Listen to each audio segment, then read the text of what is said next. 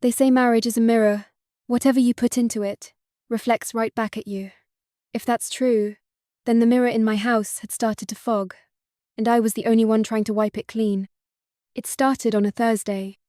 Not that Thursdays were special or anything, but this one was. It was the first time I noticed my husband Daniel turning his phone screen away from me when I walked into the room.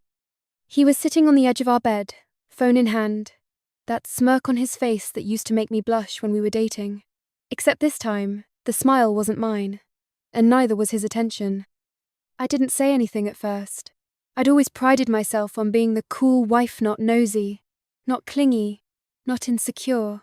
I'd built a life with Daniel, based on mutual trust. At least, that's what I told myself. We lived in a modest but charming home in a quiet suburb in Indiana. Our neighbors were friendly enough. The streets were tree-lined and clean, and our mailbox had our last name stenciled in bold black letters, the Harrisons. Next door lived a young woman named Brittany. She'd moved in 6 months ago. 25, maybe 26, with legs for days, honey blonde hair, and that flirty, too-sweet voice that made my skin itch. She always wore tight yoga pants, even though I never once saw her actually go for a run.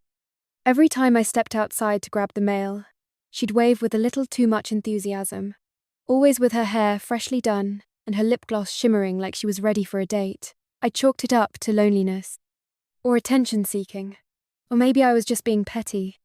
But then Daniel started mowing the lawn more often, and I caught him offering to help her fix her leaky hose, twice. One night, I even found her laughing just a little too hard at one of his dad jokes in our driveway. And still, I told myself not to make something out of nothing. I'd been married to Daniel for 8 years. We had a history, a mortgage, and a dog named Benson. Brittany had Pilates and a new Amazon package every other day. But then came the broken picture frame. I'd come home early from work, just after 3, because I wasn't feeling well. The frame with our wedding photo, our favourite one from the beach in Destin, was lying on the floor in the hallway, glass shattered. But Daniel wasn't home. Or at least, that's what I thought, until I heard footsteps upstairs. The footsteps upstairs were light too light to be Daniel's. I froze at the bottom of the staircase, heart thudding. Benson, our labradoodle, stood beside me, ears perked. He growled low. That wasn't like him. He usually greeted anyone who came through the door like they were Santa Claus with a stake. "Daniel?" I called, trying to sound casual. No answer. The footsteps paused, then silence. I crept up the stairs one at a time, avoiding the creaky third step. I could hear my own breathing, shaky and shallow. Maybe it was nothing. Maybe I was being ridiculous. Maybe Daniel was home early too, and just hadn't heard me. Or maybe he was taking a nap. But then I remembered the picture frame, the glass, the photo on the floor. As I reached the landing, the door to the guest room creaked open, ever so slightly. That door was never shut. We barely used the room except for when Daniel needed quiet, to work on his freelance coding projects, or when my cousin Lisa stayed over. I pushed it open slowly. The room was empty. No one. Just a hint of sweet perfume in the air, fruity, like mango or papaya. Definitely not mine. And then I saw it. A pink scrunchie on the edge of the bed. I picked it up like it was a piece of evidence at a crime scene. It didn't belong to me. I hadn't worn one since college. My heart sank. Brittany. That girl was always wearing pink, and I'd seen a scrunchie just like this on her wrist more than once. I tucked it into my hoodie pocket, just as I heard the front door downstairs open. "Babe," Daniel called out. I rushed down the stairs before he could see I'd been up there. I met him halfway, trying to keep my face neutral. He was wearing a white t-shirt, slightly wrinkled, and smelled faintly of sweat and cologne he's going out scent, not the everyday deodorant he used for work-from-home days.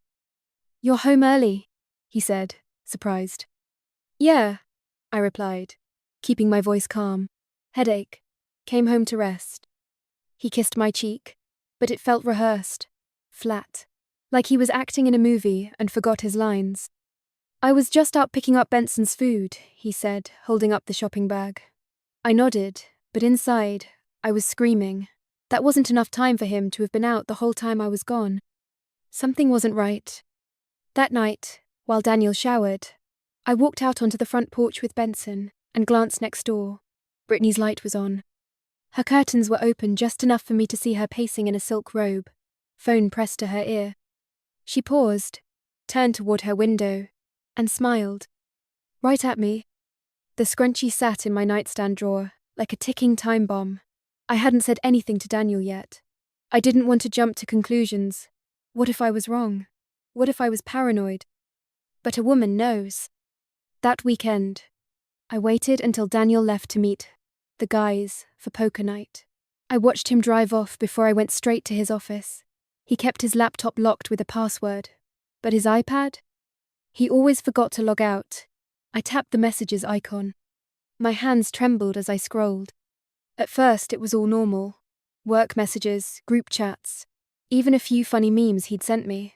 But then I saw a contact saved as B. My stomach clenched. The thread was short, like they deleted messages regularly, but they missed a few. B. Last night was amazing. Can't stop thinking about you planed. Daniel. Me too. She has no clue.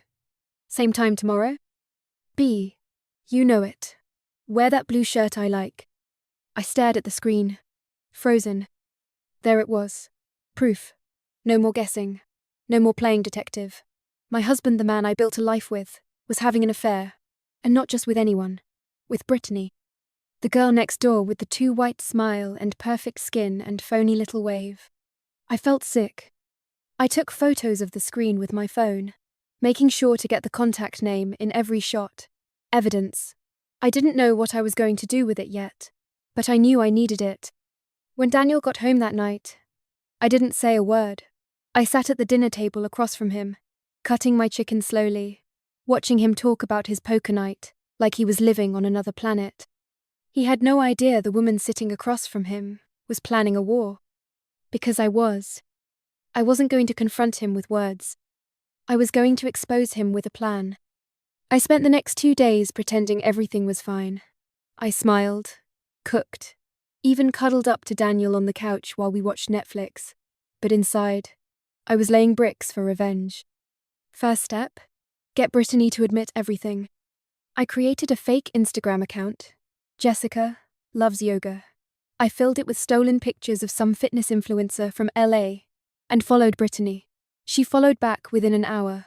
Of course she did. I started small. Comments on her posts, then DMs.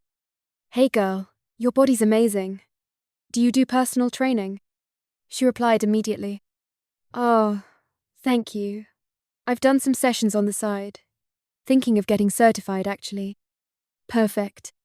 I kept chatting with her for a few days until I dropped the bait. This might sound wild, but I kinda have a thing for married men. Ever hooked up with one? She took 3 minutes to reply. Maybe 2. Ong. Tell me. Let's just say my neighbor isn't as loyal as his wife thinks. Boom. I screenshotted everything. Next, I reached out to Daniel's best friend, Chris, the one he always played poker with. I invited him over for coffee, told him I needed advice, and then I showed him the messages. Chris was horrified. I had no idea, he whispered. Dan's been acting weird, but I thought he was just stressed. Then he said something that made my blood run cold. He brought her to poker night once. Said she was his cousin. Brittany. Blonde girl, right? Cousin? I nodded slowly. She's not his cousin. We both knew what I had to do next. With Chris's help, I set up the ultimate trap. The next Thursday, I told Daniel I'd be working late. He jumped at the chance to grab a drink with the boys. I kissed his cheek and waved goodbye. Then I drove around the block, parked behind the church, and snuck back into the house through the basement door. Chris had already helped me set up hidden camera zone in the hallway, one in the guest room, and one in the kitchen, all synced to my phone. I sat in the laundry room in the dark, watching the live feed with my heart in my throat. At 7:46 p.m., the front door opened. Daniel stepped in, holding a bottle of wine. Brittany followed, wearing a black mini dress and no shame. They didn't go upstairs right away. They stood in the kitchen, laughing, kissing, him lifting her onto the counter, like he used to do to me. I pressed record. Then they disappeared into the guest room. I couldn't watch anymore. I waited until midnight. When I heard them finally leave, I snuck out again. Back to my car. Back to sanity. And then I cried. Not because he cheated, but because I let it go on this long. The next morning, I set the stage. I made breakfast, set his coffee beside his plate. He came downstairs like everything was normal. Phone in hand, smile on his face. Morning, babe. I smiled too. Sleep well? He nodded. You? I handed him a flash drive. He looked at it. What's this? Just watch it. He raised an eyebrow, inserted it into his laptop, and hit play. At first, he was confused. Then, panic. His face drained of colour as he saw himself kissing Brittany in our kitchen, then entering the guest room. I didn't blink. He turned to me. Emily, I can explain. No, I said. You can't. Daniel's mouth opened and closed like a fish, gasping for air. It was a mistake, he stammered. It didn't mean anything.